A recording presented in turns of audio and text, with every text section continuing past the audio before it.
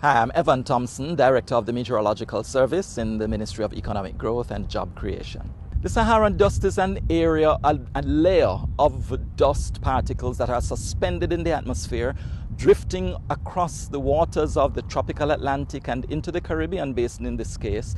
And this is coming from the west coast of Africa. Now, this is a large expanse of dust particles suspended in the atmosphere. It comes in a large, what they call a plume, that's moving across the area. And so Jamaica is just on the fringe of that plume right now, but is expected to experience more of the activity from this Sahara air layer that is moving across the region. This dust layer from the African coastline across the tropical Atlantic is something that occurs on a regular basis every year, round about this time as we move into the summer, going into the fall or the autumn. That's when it would normally occur. And so this is not really an unusual phenomenon.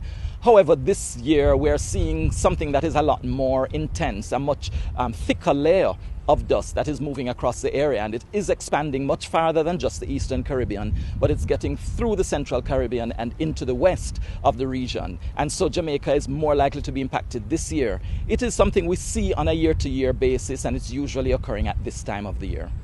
You know, some people are somewhat concerned about what kind of impacts the dust can have on their skin and in their environment.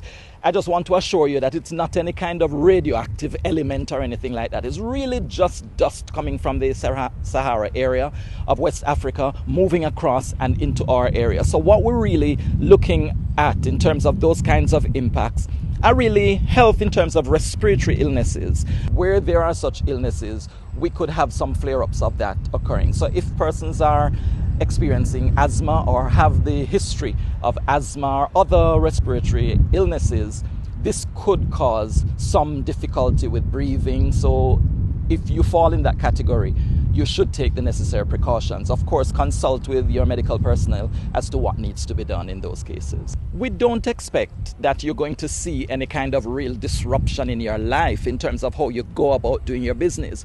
Of course, it will mean when you get up, you might really have to wipe off your car, or you will have to dust off certain things because there is that layer of dust that is going to be settling on surfaces. So that is the main thing that we will be seeing. Of course, for flights, it might be some kind of a detriment to flights because, of course, dust particles getting into engines may be of concern. I will leave it to them to make that kind of determination.